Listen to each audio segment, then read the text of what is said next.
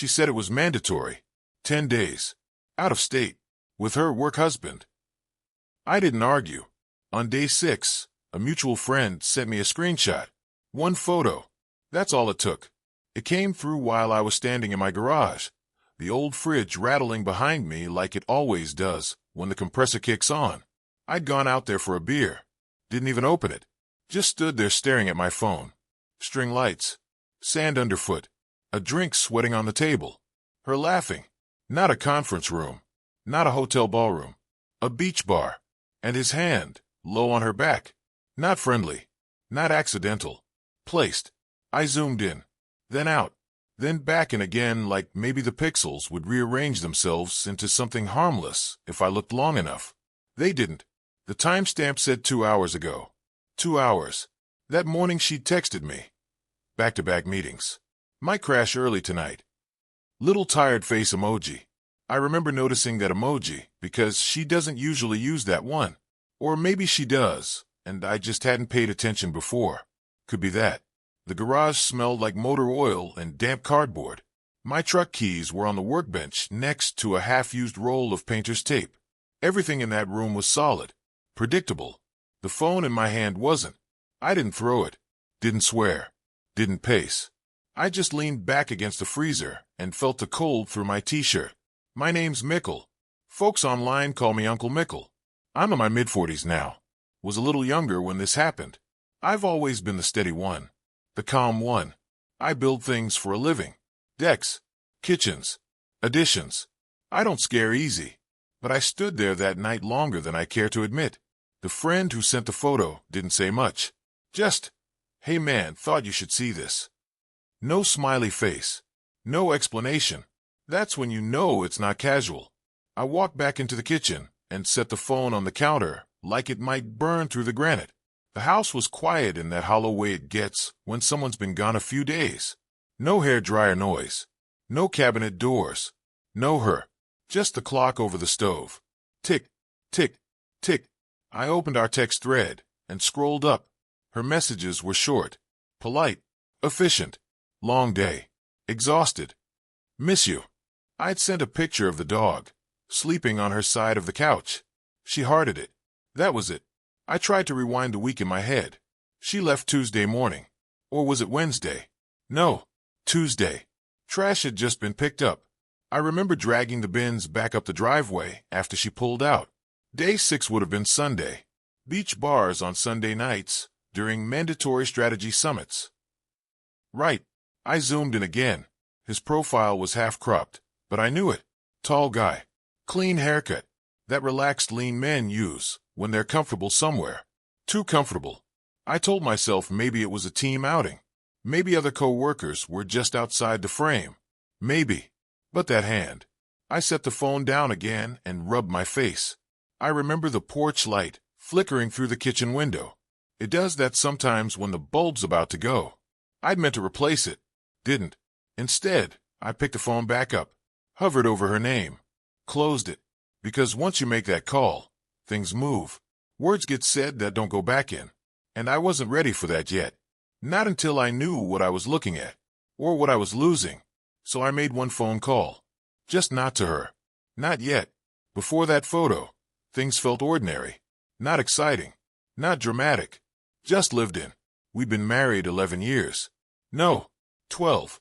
I always trip over that, because we did the courthouse first, then the bigger ceremony a year later, when we had more money. Legally 12. Emotionally, well, that's harder to measure.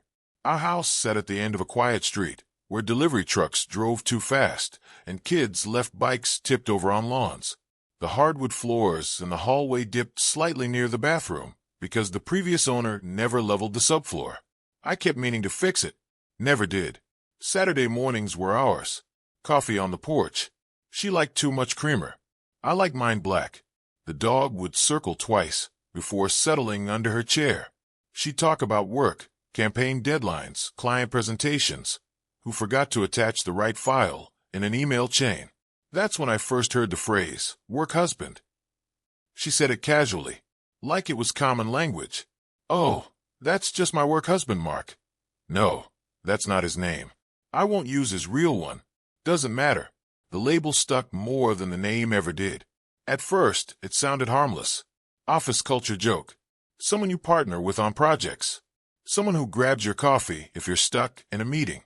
I didn't love the term, but I let it pass. There's a type of man who bristles at anything that smells like competition. I've never wanted to be that guy. I've always believed trust is either there or it isn't. You don't ration it out like sugar during a shortage. You give it fully, or you don't bother. So I gave it. I remember one company holiday party. Rented event hall. Overhead string lights. The catered food tasted like it came out of a warming tray that hadn't been cleaned properly. He walked up to us with 2 drinks in hand and handed one to her before even asking. He looked at me and said, "So you're the real husband?" I laughed. Firm handshake. Eye contact. Everything normal. But she angled her body toward him while he talked. Slight shift of her shoulder. Subtle. You wouldn't notice unless you were watching for it. I noticed. Didn't say anything. We didn't fight much. We disagreed about money sometimes. I tend to save. She liked to book trips and try new restaurants.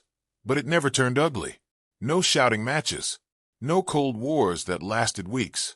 That's important, because when the trip came up, it didn't land on shaky ground.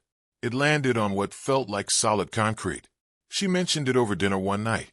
Stir fry. I remember because I overcooked the bell peppers, and they went soft. She doesn't like them soft. She said her boss insisted she attend a 10-day off-site strategy session. Out of state. Big opportunity. It would just be her and him for the core planning sessions. Others would rotate in. Rotate in. That was the phrase. I paused. Asked how many people total were expected. She said it depended on the phase of the project. Said it confidently. No stuttering. No looking away. You okay with that? She asked. I think I nodded right away. Or maybe I took a second. I used to remember myself answering quickly. But now that I replay it, I might have chewed a bite of rice first. Bought a second or two. Hard to say. Memory edits itself over time. But I told her yes. Because what else do you do when your wife says this is important for her career? The week before she left, she seemed busier than usual. On her phone more. Answering late-night emails. She started taking calls outside on the porch. Said reception was better there. Maybe it was. I remember walking past the bedroom one night while she was packing. The door was half closed. Not shut, just mostly. The sound of hangers sliding across the rod. The zipper of the suitcase opening and closing like a steady breath. I stood there longer than necessary. Almost went in to help. Didn't. Instead, I went to the garage and reorganized a toolbox that didn't need reorganizing. Lined up drill bits by size. Wiped down the handle. Pointless work. The morning she left, the air felt cooler than it should have for late spring. She loaded her own suitcase into the car. I offered. She said she had it. Gave me a quick kiss. Not rushed. Not lingering either. Normal. I watched her taillights disappear past the stop sign at the end of the street. The dog whined once and then went back inside. Life continued. I worked. Came home. Ate alone. Sent her small updates. And here's something I've asked myself since. When you trust someone, is it strength or is it just comfort? Because comfort can make you blind. By day 4, the house felt quieter. By day 5, I started sleeping on my side of the bed only. Her pillow stayed undisturbed. And by day 6, well, you already know what showed up on my phone. After I saw the photo, I didn't explode. I didn't confront her. I didn't even text back the friend right away. I just stood there in the kitchen with that screenshot open and let the refrigerator hum fill the space where my thoughts should have been. One detail at a time. That's how it started. First detail, the location tag. It wasn't the city she told me she was in. It was coastal. Different state. I had to zoom in to read it properly. The font was small, and my thumb kept covering part of it. I wiped the screen on my shirt like that would help. Coastal. She told me they were staying near the corporate office headquarters, which, last I checked, was nowhere near a beach. Second detail, the time. 9:42 p.m. That's not strange by itself. People have dinners after meetings. But she texted me at 8:57, saying she was exhausted and heading to bed early because they had an early strategy block. Early strategy block. That phrase stuck. Third detail, the comments under the photo. It wasn't posted by her. It was posted by him. Caption said, "Best strategy sessions happen off the clock." With a winking emoji. I stared at that emoji longer than I'd like to admit. I clicked his profile. Scrolled. There were other photos from the trip. Group shots in daylight that looked legitimate enough. Laptops open. Conference table. Whiteboards. But then there were nighttime ones. Dim lighting. Drinks. Close angles. And in more than one of them, she was near him. Not always touching. Just near. Too near. I caught myself trying to calculate distance, like that meant something. Inches between shoulders. The tilt of her head. Whether her smile was wider than usual. That's when I realized I wasn't calm anymore. I was measuring. I texted my friend back. "You know where this is?" He replied almost immediately. Said his cousin lived in that town. Recognized the bar. Popular spot for couples and vacationers. Couples. That word sat heavy. I typed out a message to her. Deleted it. Typed another. Deleted that too. I told myself there could be an explanation. Maybe the team relocated midweek. Maybe plans shifted. Maybe I misunderstood the city she mentioned. Did she say the headquarters city? Or did I assume it? I tried to replay the conversation in my head. The stir-fry. The soft peppers. Her tone. It's strange. When you search your memory for cracks, you start finding them whether they were there or not. I walked outside and sat on the porch. The night air was cooler than expected. Street light buzzing faintly. Somewhere down the block a dog barked twice and stopped. I checked her location sharing. We'd turned it on years ago for convenience. Grocery runs. Late work nights. Safety. It was off. Now, that by itself could mean nothing. Maybe her phone died. Maybe the setting glitched. But it had never been off before. Not once. I went back inside and opened our last few days of texts again. I noticed something I hadn't before. Her responses were shorter each day. Day 1, paragraphs. Day 2, a few sentences. Day 3, a line or two. Day 4 onward, one-liners. Busy. Can't talk. Long session. And here's the part where I caught myself wondering if I was building a case out of normal behavior. Because work trips are busy. People get tired. Phones die. I didn't want to be paranoid, but I also didn't want to be naive. There's a thin line between those two. Hard to see in the dark. Around midnight, she texted. "Sorry, crashed early. Miss you." Crashed early. I looked at the timestamp on the beach photo again. 9:42 p.m. I looked at her message. Sent at 12:18 a.m. 3 hours later. So either she went from beach bar laughter to immediate sleep, or she was texting me after she got back from wherever that really was. My chest felt tight. Not dramatic. Just compressed. Like someone had wrapped tape around it. I almost called her then. Almost. But I stopped myself. Because if I confronted her, without more than a screenshot, she could explain it away. Laugh it off. Say it was team bonding. Say I was overthinking. And maybe I was. So I asked myself something simple. Trust or verify? That's not a rhetorical question. That's a fork in the road. I chose verify. Quietly. And that meant the next phone call I made wasn't to her.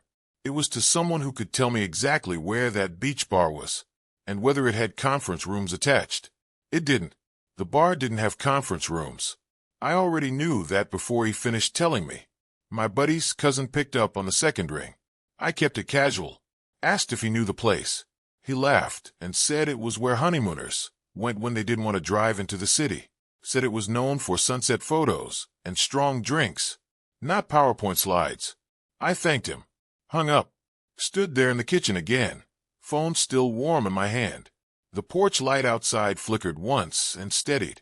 I remember noticing that, like even the bulb wasn't sure what to do. Next thing I did was check our bank account.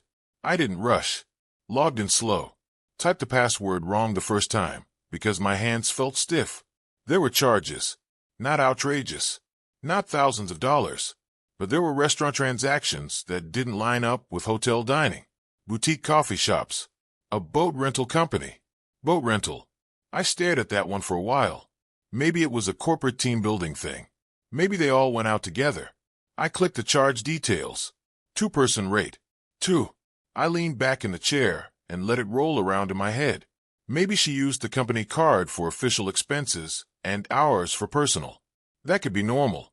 People mix things up. But I knew her. She was meticulous with reimbursements. Spreadsheet meticulous. This wasn't accidental. I opened the phone bill next. I don't know why. Instinct, I guess. Itemized calls showed late-night outgoing numbers I didn't recognize. Most were short. 5 minutes. 8 minutes. One was 43 minutes at 1:12 a.m. 43. I checked the date. Day 3 of the trip. She had told me that night she was too wiped to talk. I tried to remember what I was doing at 1:12 a.m. that night. Probably asleep. Or maybe I was finishing an estimate at the kitchen table. I can't recall exactly.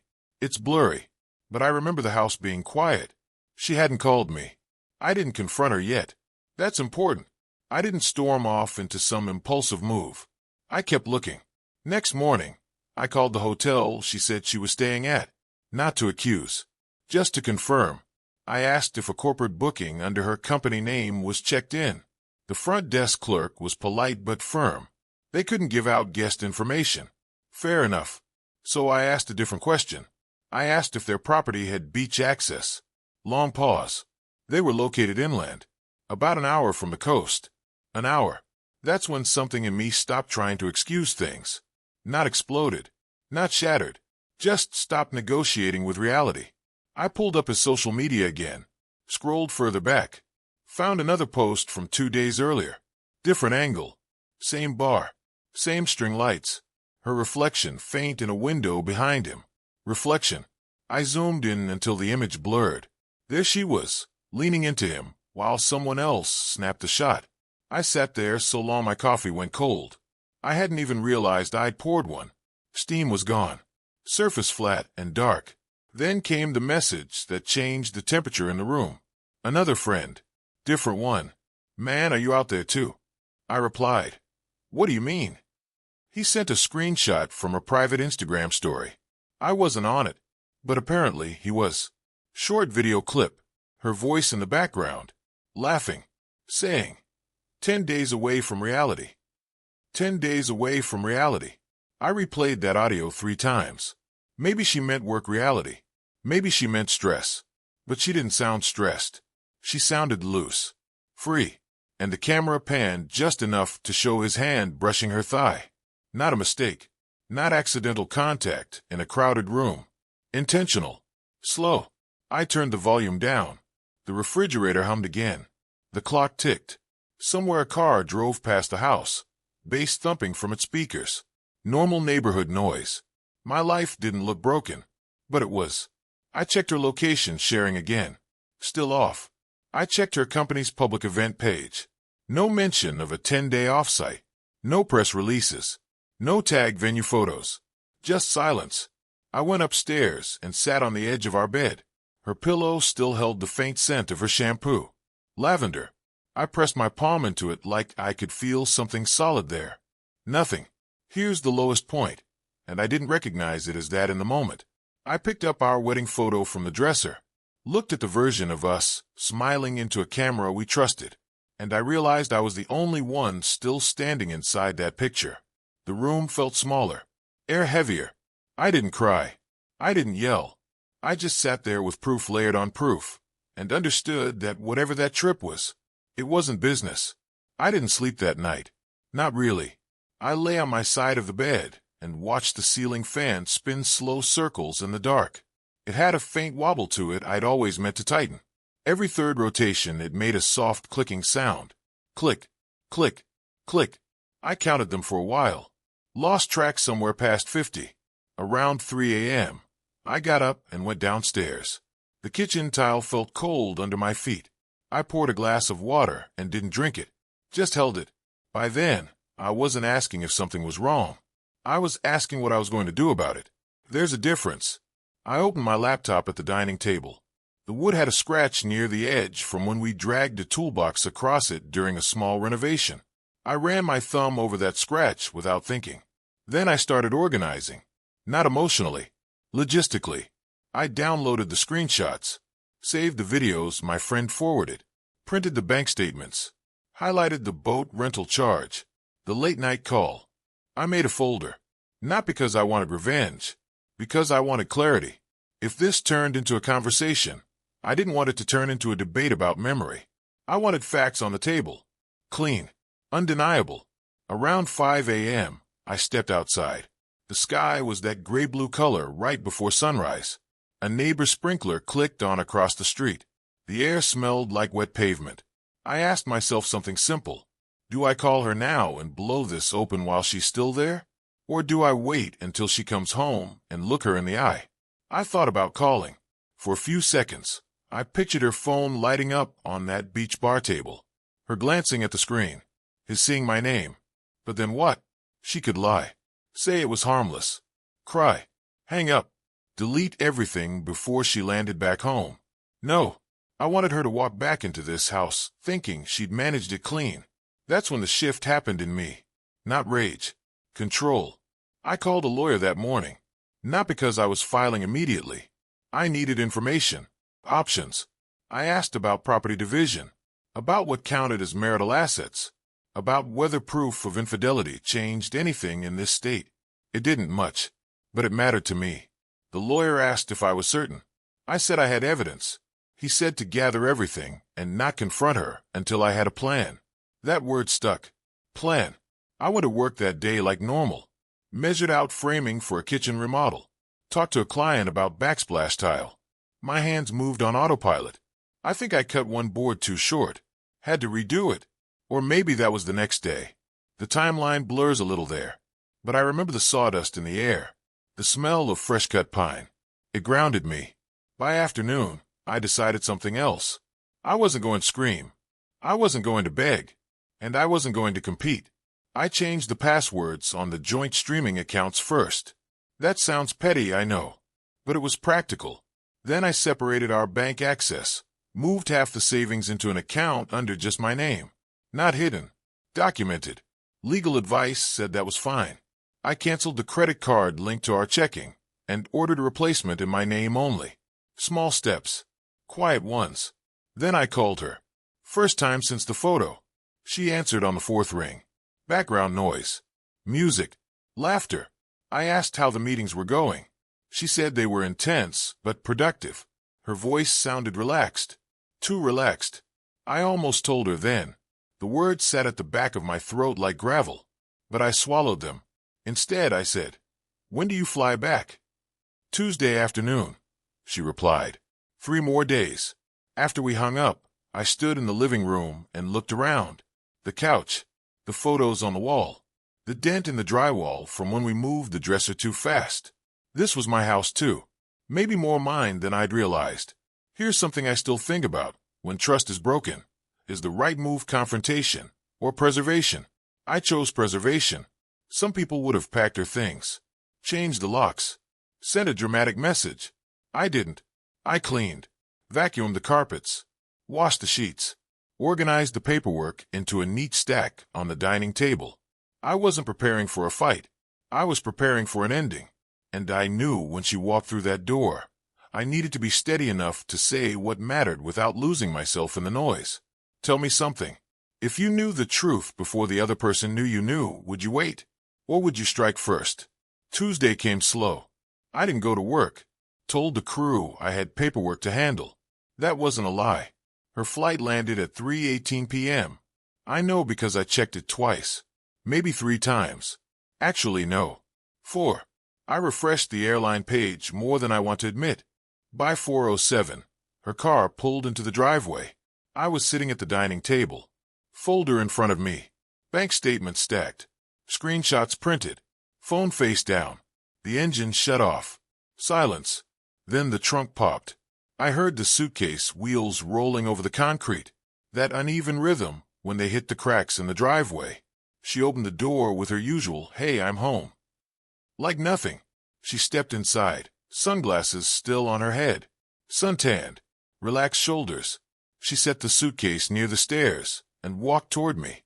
She leaned down to kiss my cheek. I didn't move. She paused. Just slightly. "You okay?" she asked. I slid the top photo across the table. String lights. Beach bar. His hand. She looked at it. Blinked once. Twice. And here's the part where I questioned myself for half a second. Was I about to overreact to something explainable? Was I turning one bad choice into a nuclear moment? But then she didn't look confused. She looked caught. That's different. She straightened up slowly, took a breath, said, "It's not what it looks like." Of course. I slid the bank statement over next, highlighted boat rental, then the phone bill. 43 minutes at 1:12 a.m. Her shoulders dropped. The room felt smaller, not emotionally, physically, like the walls leaned in. She sat down across from me. Silence stretched. Finally she said, "It just happened." I didn't raise my voice. I didn't ask for details. I asked one question. When? She hesitated. Said it started emotionally months ago. Physical on the trip. Months. I nodded once. That was it. No shouting. No thrown chairs. She reached for my hand at one point. I pulled it back. Not dramatic. Just removed it from the table. I asked if she had planned the trip with him. If the conference was real. She admitted there was a conference. 3 days. They extended it to 10 on their own. That's when something in my chest went very still. I stood up, walked to the kitchen, got a glass of water. My hands were steady. I checked them. They weren't shaking. I remember thinking, am I too calm? Is this what shock looks like? I turned back to her and said I'd spoken to a lawyer. That got her attention. Her face changed. Not guilty. Afraid. She started talking faster, saying it was a mistake, saying she didn't mean to hurt me, saying we could fix it. Maybe we could have. I don't know. I've replayed that moment 100 times. Wondered if I closed the door too quickly. But here's the truth. She didn't confess. She got caught. There's a difference. I told her I'd moved half the savings into a separate account, that I'd canceled the joint card, that I wasn't throwing her out, but I needed space. She cried then. Real tears. Not loud. Just steady. For a split second, I felt like the villain. Like I'd ambushed her.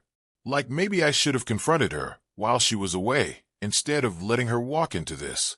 But then I pictured that beach bar again. That hand. And the video clip. 10 days away from reality. I wasn't the one who left reality. She asked where she was supposed to go.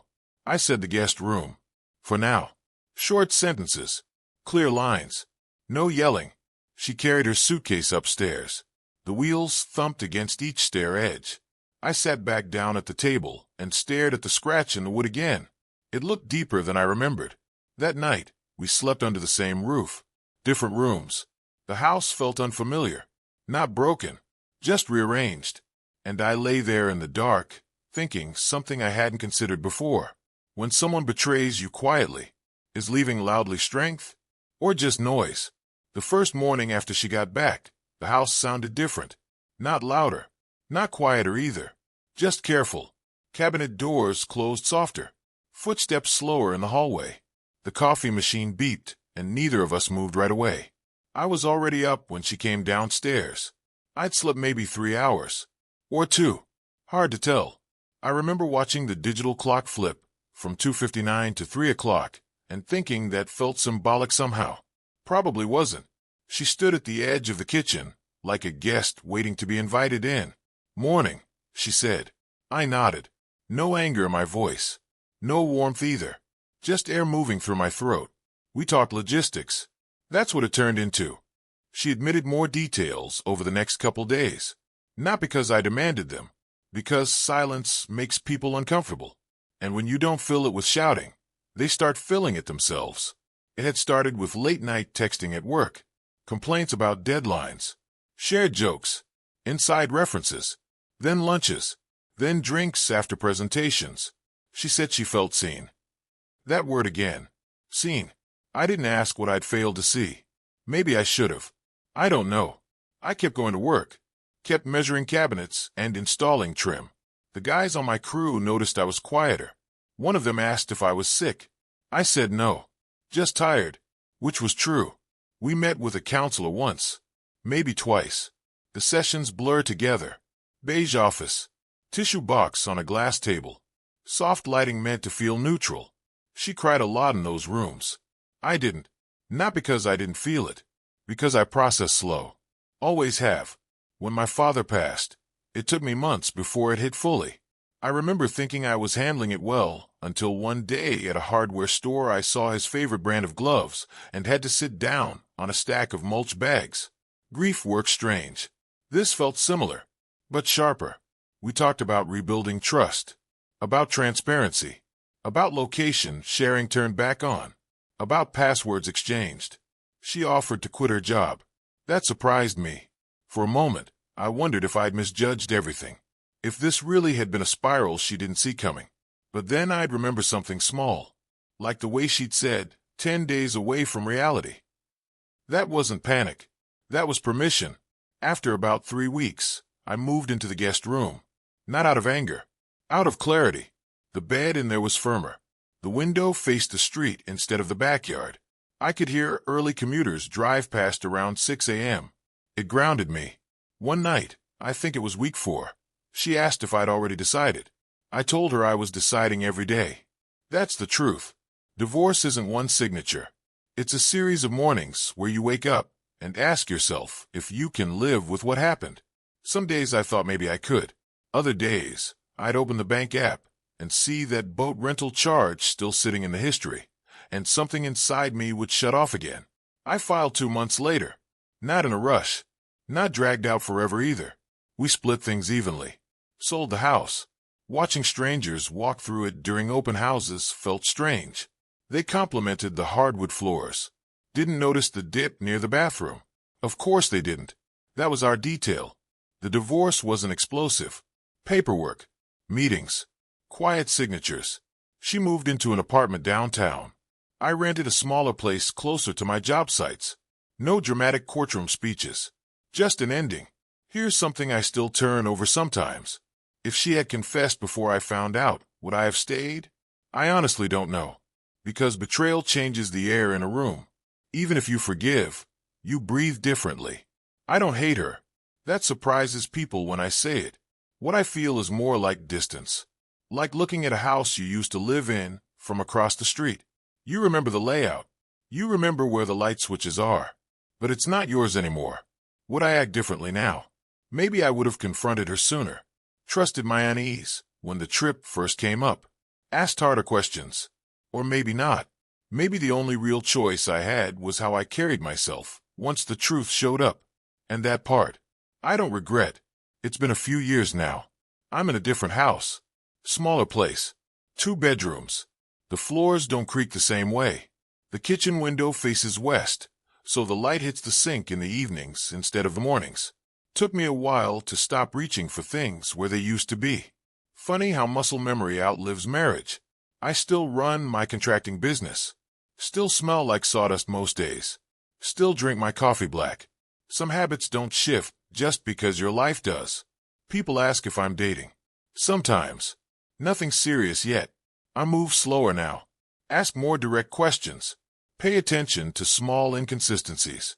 Not in a paranoid way. At least I hope not. Just attentive. I used to think trust meant giving someone full benefit of the doubt, no matter what. Now I think trust is built on alignment.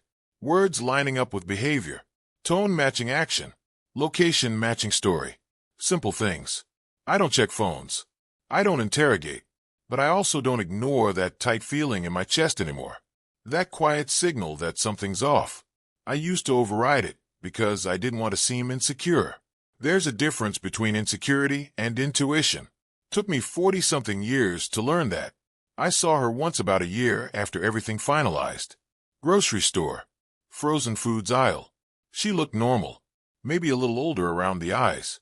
Or maybe that was me projecting. We exchanged polite words. Nothing sharp. Nothing tender either. Just 2 people who used to share a porch on Saturday mornings. I don't replay the beach bar image much anymore. For a while, it would pop into my head uninvited. Usually at night. But time dulls edges. Not completely. Just enough so you can handle them without cutting yourself every time.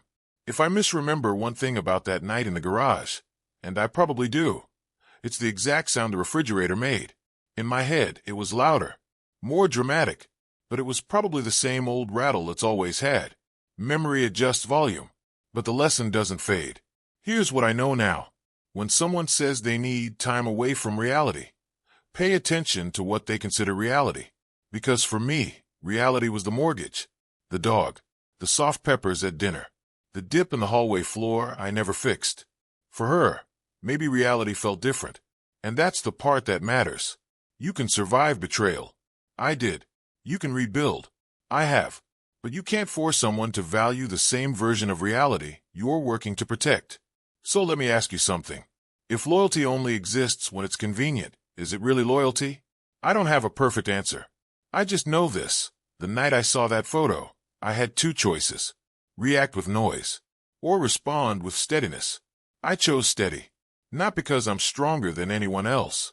Because I needed to be able to look at myself afterward and recognize the man standing there. That mattered more than winning an argument, more than revenge, more than being right. It mattered that I didn't lose myself while someone else was losing their way. So that's my story, folks. If it resonated with you, go ahead and hit that like button, subscribe to the channel, and tell me in the comments where you're listening from. I want to know how far Uncle Mickle's voice travels. Guard your self-respect the same way you guard your home. Quietly, consistently, and without apology.